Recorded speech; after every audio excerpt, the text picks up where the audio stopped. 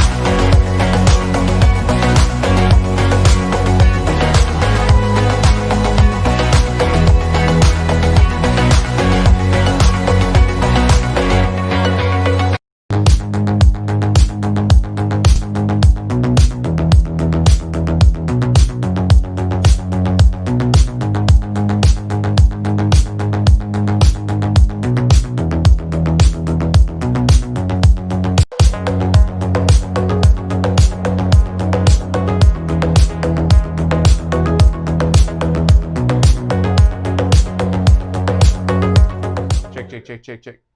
Hey, what's going on? It is 12 noon on Wednesday, which means it's time for this week's episode of Ask the Instructor, where today we're talking about referrals. How to be able to solicit referrals, how to build a network of advocates for you that send you referrals, because ultimately you could build a referral generating machine that ultimately just creates so much business that you don't even have to advertise. Now, you might still want to advertise to really even blow up your business even more, but there's agents out there that don't advertise at all that thrive just on referrals. And there's just a couple simple principles and practices you need to implement to have a successful referral business. So that's what we're talking about today on this week's episode of Ask the Instructor. My name is John Christmas. Stick with us. We got a great show for you.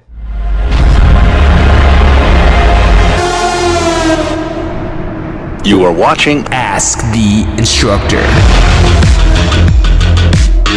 Absorb the knowledge. Become the expert.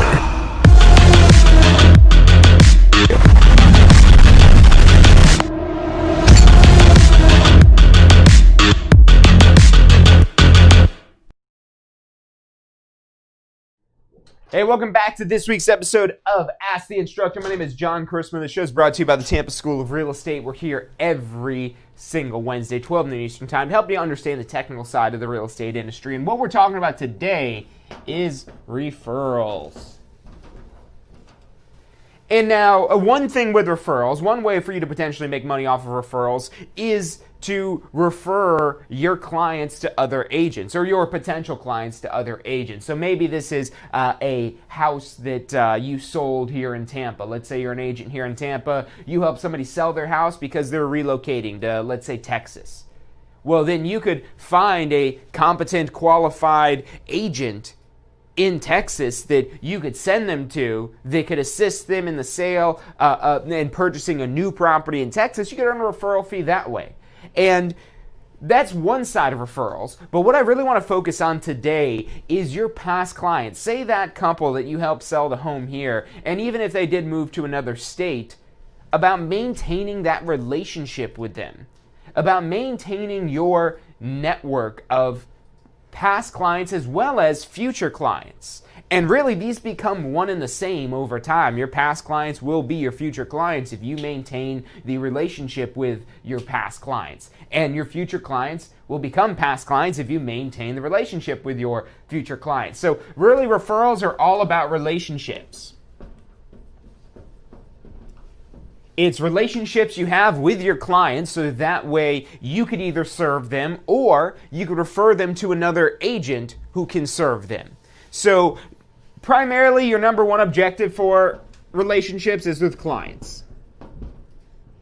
Because if you don't have clients, you don't have much of a business. You need clients to have a strong real estate business, or really any real estate business. You don't have any clients, you really don't have much of a business at all, because who are you selling to? What deals are you brokering if you don't have people buying and selling? So yeah, absolutely you need clients, otherwise you don't have a business. But not just having a client, but having a relationship with your clients to where it goes beyond just the transaction. You're not just there for the transaction, you're there for them really to start just for anything real estate related, that you're their go-to resource for anything they might need to understand about real estate, or something they're concerned with about their real estate, or maybe they're considering their next piece of real estate. If you maintain the relationship with these past clients, again, they will become future clients. There will be future sales to be had from your past clients if you maintain the relationship. A couple statistics to throw on along with that is every 5 to 7 years, the average time frame somebody sells their current property to move to a new one. So 5 to 7 years, they're going to be a future client again. But in that whole time, that meantime there, you have also where you want to build relationships with your client's sphere of influence.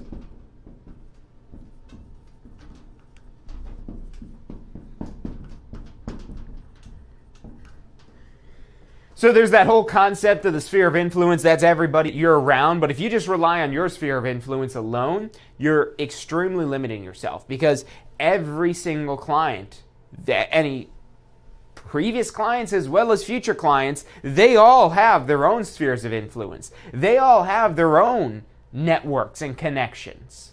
And if you really want to exponentially grow your real estate business, you're not going to just focus on maintaining your sphere of influence, but expanding your sphere of influence into your client's sphere of influence. This means that getting referrals from your past clients, but also your future clients.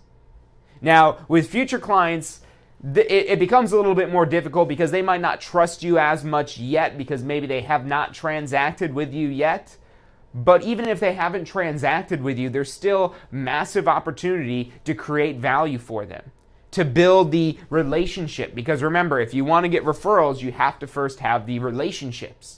So if you want to get referrals from your clients, you have to establish a relationship with your client. And this is the whole point of, again, establishing that relationship that goes beyond the transaction. Because if you're just there for the transaction, yeah, you might provide a great service to them, but there's probably a lot more value you can provide to them. Even just being a resource of somebody they could almost go to for any question they have about real estate. And yeah, you might not always have all the answers to everything they're asking, but it's nice when somebody thinks of you and thinks that you're the expert and says, hey, I've got blah, blah, blah, blah, blah going on.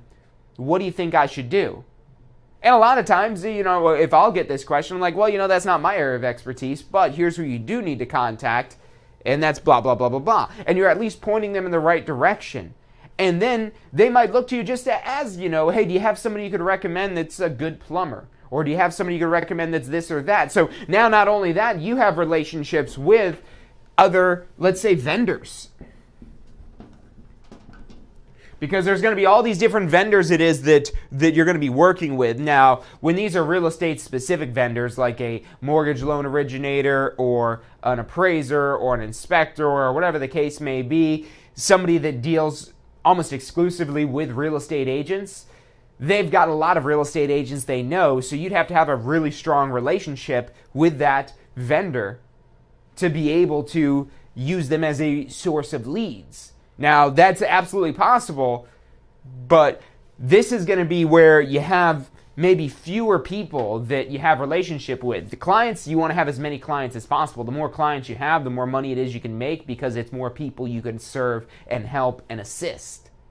And so in this free market we live in, that allows us to make money. We create value. People will pay us for that value. So we want to constantly be expanding our relationships with clients, our base of clients and our relationships with them. We want to constantly expand that. And vendors, that would be good to expand as well. But again, with clients, this is just going to be people they know that may or may not need real estate services right now. Whereas these vendors are going to have people coming to them, thinking about buying a home, so they maybe want to check their mortgage rates. Usually it's the other way around, but it still happens where people go to a loan originator first or a mortgage broker first, just maybe because they know them, or they know that that's a good first step to do. That is what they should do, not necessarily what they will do. But whatever the case may be, there are loan originators that do end up with people that need a real estate agent. The inspectors, maybe not an appraiser, or maybe there is. Maybe a lot of agents are overlooking these inspectors and appraisers and other ancillary services of real estate because they're like, oh, well, people aren't going to an inspector, people aren't going to an appraiser. Yeah, but maybe they still know somebody. Maybe it's not one of their clients, because their clients are all the other realtors and other buyers and sellers, so there's no really in for us there, but maybe they just know somebody and they just want a relationship with somebody that they trust that they could refer them with. This is what it comes down to for any referrals, whether this is clients, vendors, or the third one I would say on the list would be other agents. Because this one you really need to worry about the least, I would say. And it's funny because I'll see a lot of agents that thrive on other agent networking events and they love going to those things. And yeah, they can be fun, but is it something really growing your business? Do you really need relationships with other agents? Maybe if you have a real estate brokerage, then yes. Maybe if you have a real estate team that you want to recruit some people to, then absolutely yes, you'd maybe want to build your network of other agents it is that you have relationships with. But if you're just trying to buy and sell real estate and help people buy and sell real estate, you need to focus, number one, on getting more relationships with your clients. And not just getting more clients and having deeper relationships with them, but being able to expand your sphere of influence into theirs. Delivering such a great experience to your clients that they almost are compelled to say, hey, I've got a friend that needs to buy a house. I want you to help them because you're so knowledgeable, you're so much of a great realtor, blah, blah, all the other good things they might say about you. And when you do really provide a lot of value to your clients and you really do genuinely care about your clients, you will get clients becoming advocates for you, where they're like, hey, I want my friend to use you. How do I make sure that they're using you? How do I make sure that should I tell them to call you? What should I do?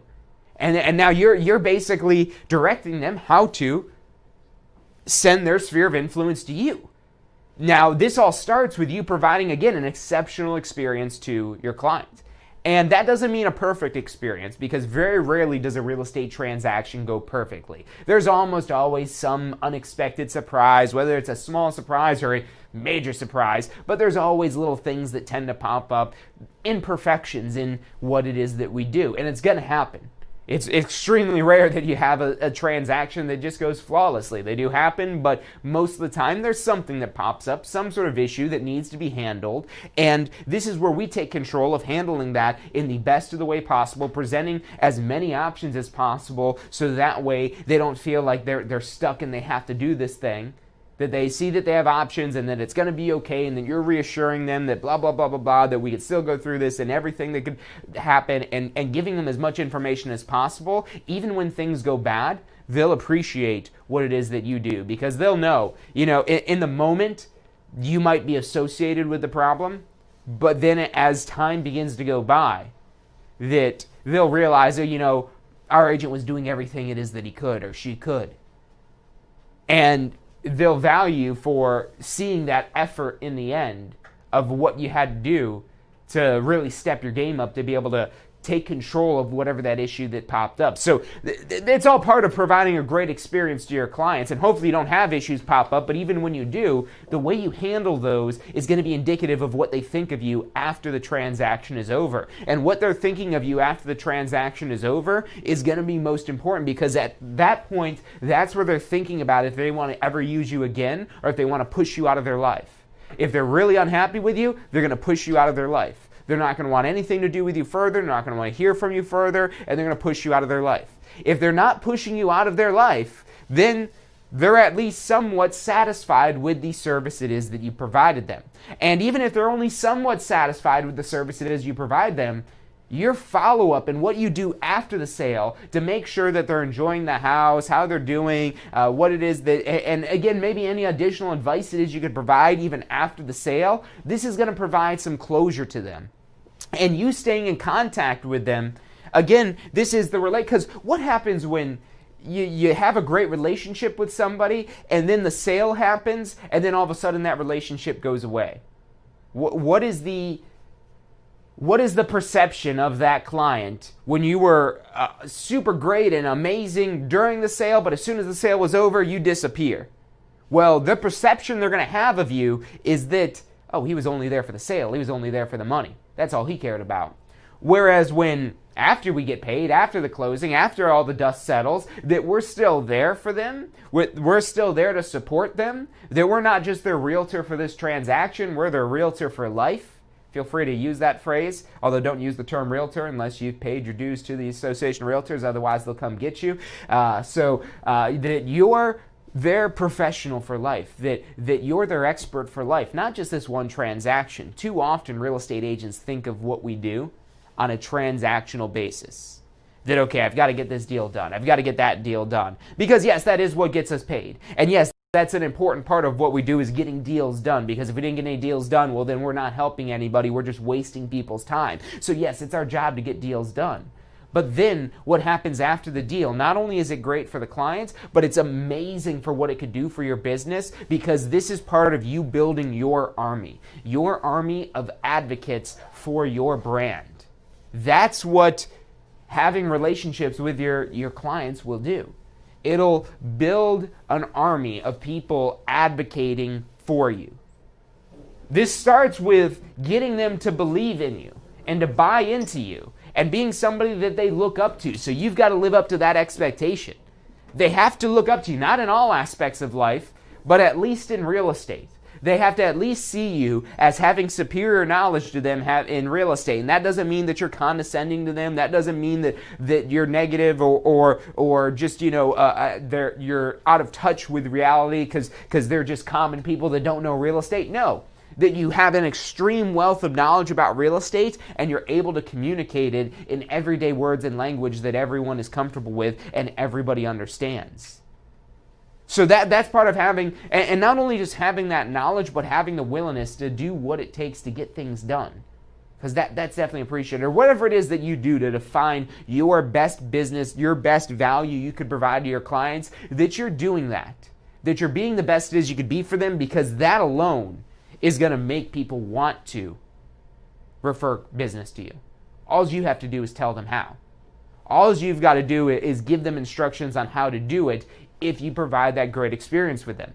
And it's already going to be assumed that, oh yeah, I'm going to want to send people to you. You're phenomenal. You're amazing. You're great. That's the type of relationship it is that you want to develop. And look, closing might happen and things might have not have gone the correct way and everything like that. But as, they get settled into their new house, they get settled into basically their new life. Because when somebody moves, when somebody changes the place where they rest their head at night permanently, where they share meals with their family, they change that permanently, that's a new chapter in their life. And, that could be scary at first, which is why it's important for us to stick around for a little bit, to stay in touch with them.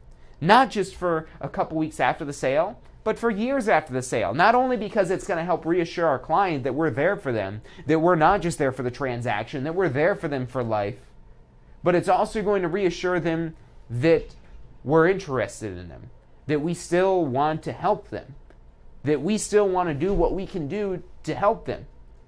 And then they're going to want to reciprocate that help. They're going to want to say, hey, look, we need to sell. Of course, we're going to use you. We're not even going to interview any other agents because we want to use you. Wouldn't that be fantastic? You just have somebody that says, hey, look, I'm not interested in anybody else because I want you. And I don't really care how much it costs. Don't charge me too much, but I want to use you, and I know your value, and I know you care. When you could develop a client base like that, then when it comes time again for them to, again, sell their homes, and in 5 to 7 years or whenever it happens for them, when they turn around and they're like, hey, I need to sell, you're going to be so accomplished with all of that follow-up that you've been doing. You'll be doing it. You'll be following up. You might be sending a letter, making a phone call, sending a text message or whatever. And when you first start doing this, when you start following up with past clients, you might be skeptical if this is worth your time, especially when you're first starting out, because when you're new to anything, it takes longer than when you become more experienced at it. So when you're brand new to follow up, it's going to seem difficult. You're going to wondering if you're doing it right, if this is even worth your time, if any of these people even still remember who you are. But as you start to do it more, and as you start to see the results, the fruits of your labor, not just in repeat transactions from your past clients, but also from referrals, that you do this enough. And I'm not recommending this, but you do this enough where you maintain enough of a relationship with them and they still remember that you're the real estate expert as well, then they will say, hey, look, I've got so-and-so that needs to sell. Do you want me to send you their info? Do you want me to send them, or whatever? They'll ask something like that. That's even if you're not asking for the referrals, just by being there, just by showing up for them. That's all you've got to do. At a minimum, just show up for your clients. Your past clients as well as your future clients. A lot of agents get discouraged when they meet somebody that they go they maybe go find their dream home and they go to get a pre-approval from a lender, and then turns out they've got terrible credit and they wouldn't qualify for any type of financing, let alone a mortgage loan. And a lot of agents will just kind of, say, oh, that's all right, you can change your credit. Maybe you might even refer them to somebody else. You might say, hey, go talk to this credit repair specialist, and they should be able to get you in shape. And once you got your credit fixed, come find me. If you don't want to help them now when their credit's not good, why would they want you to help them when they are capable of buying? And so that's how that's going to resonate with them. And even though you didn't have any immediate means to make money off of them, if all you did is show them a couple of houses and then they couldn't qualify for the financing, you might have invested 5, 6, 7, 8 hours of time with these clients. And now you might be looking at this and saying, oh, I'm just going to cut my losses and hopefully they come back. Well, if that's the way you treat this and handle this, they're not coming back. They might. They very well could. But they probably won't. Because somebody else is probably going to step in and provide them that nurturing that they need, that information that they need about real estate, even if it's just pushing them to keep going. Part of that is, they want to buy a home.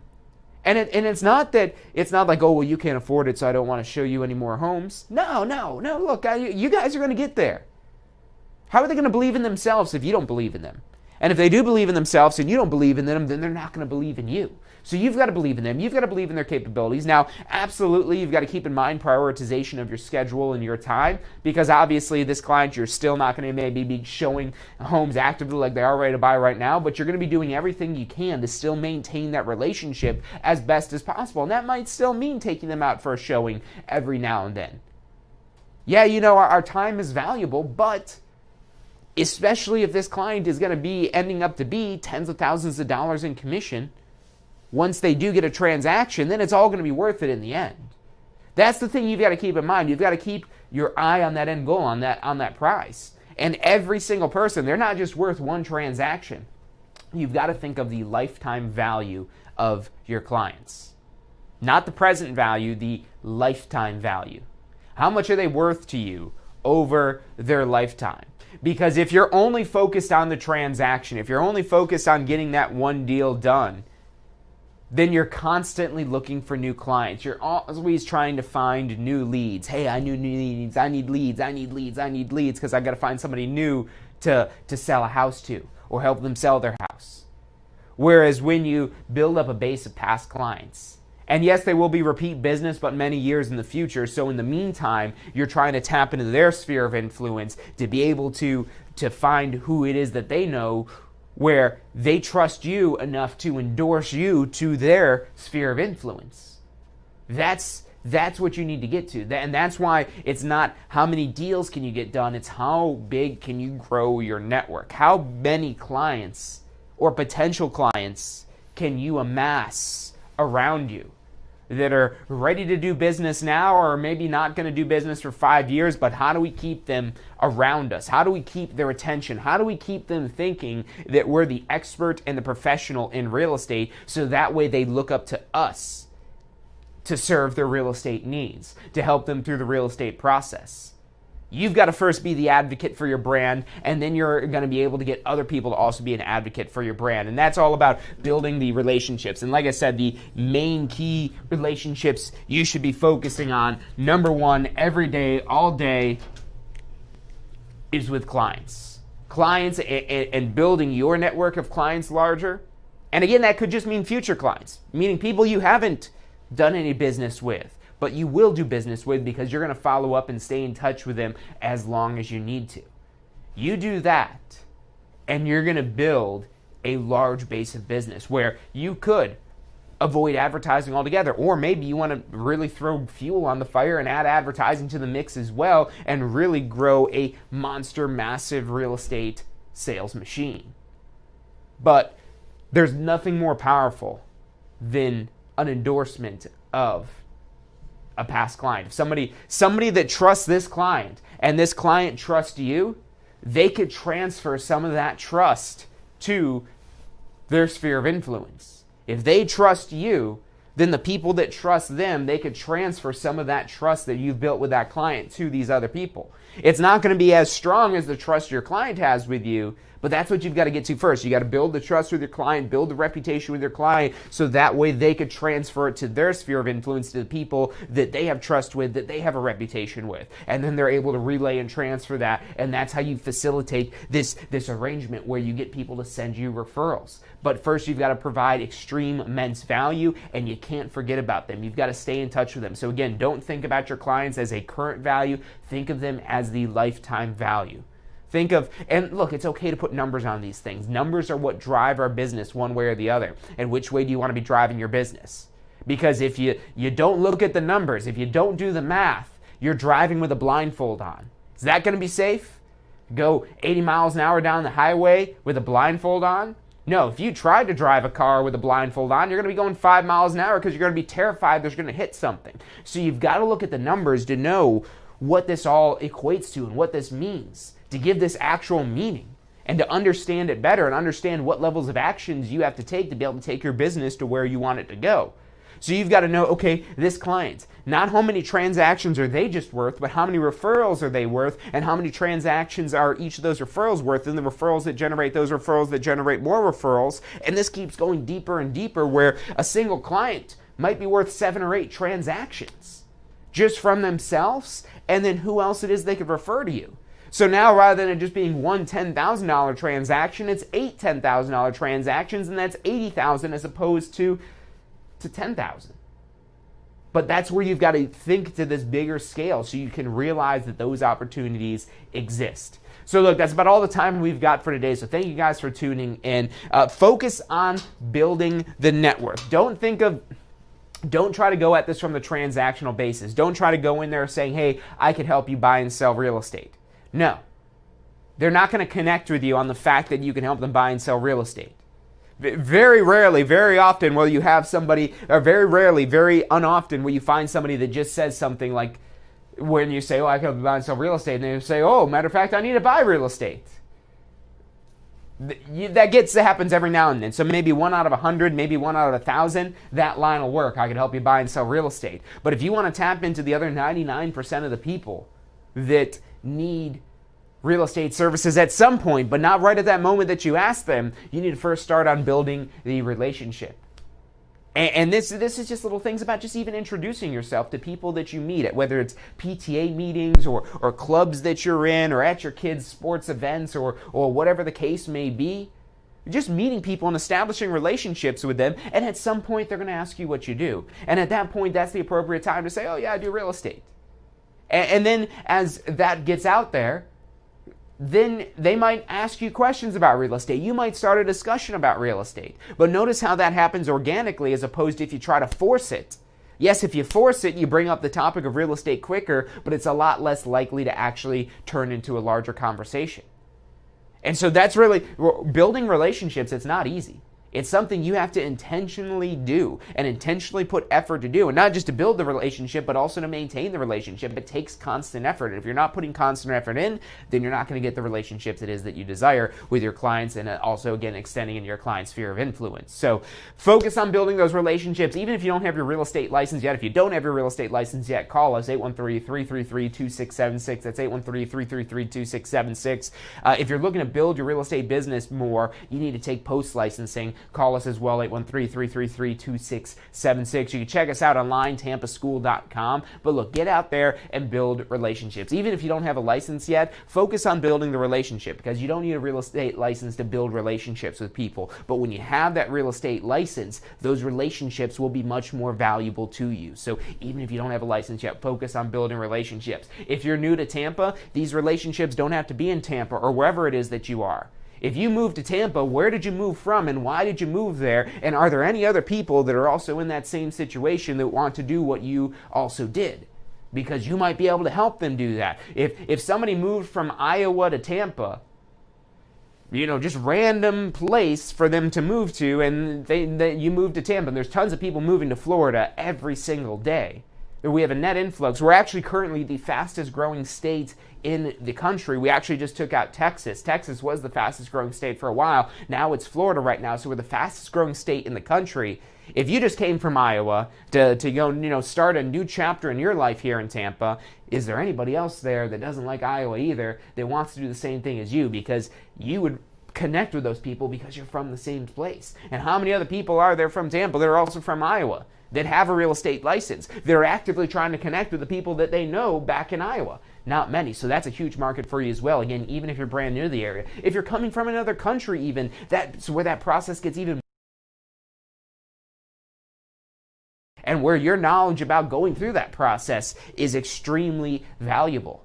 So think of what relationships it is that you have, and how you can invest in those relationships further, how you can develop a deeper relationship with these people, so that way you're able to get them to trust you more, because when they trust you, that's when they'll trust referring your services to others. And this could just be the people it is that you know already. It could be your past clients. It could be your future clients, people you've talked to. Invest in these relationships further, and sometimes it'll lead to a quick win, a quick listing, a quick contract on a property they want to buy. But other times it takes some investing in these relationships for some time before you're able to monetize it, until you're able to provide some valuable to them.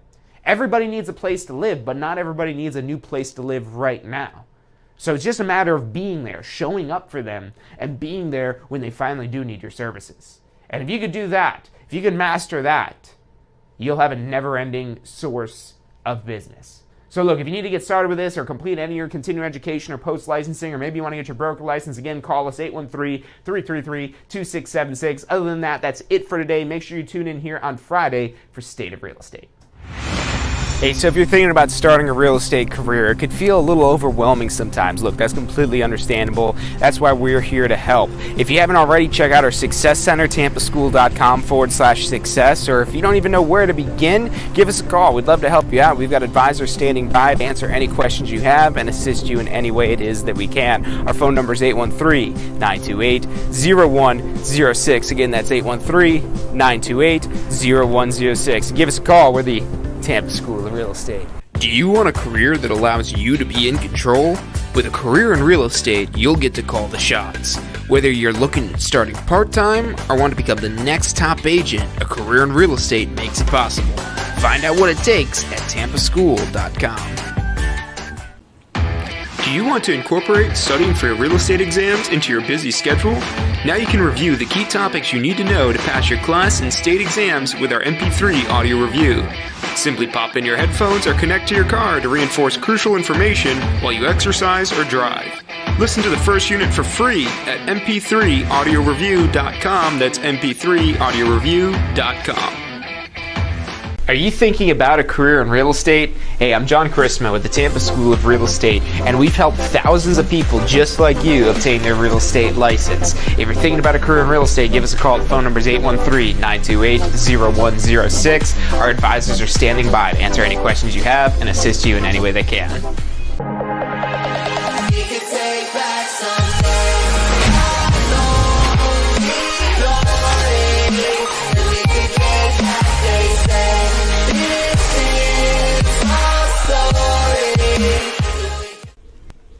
Hey, if you're enjoying the show today, which I'm sure you are, be sure to hit like, subscribe, post your comments, share with your friends and family. Thank you guys so much for watching. Good.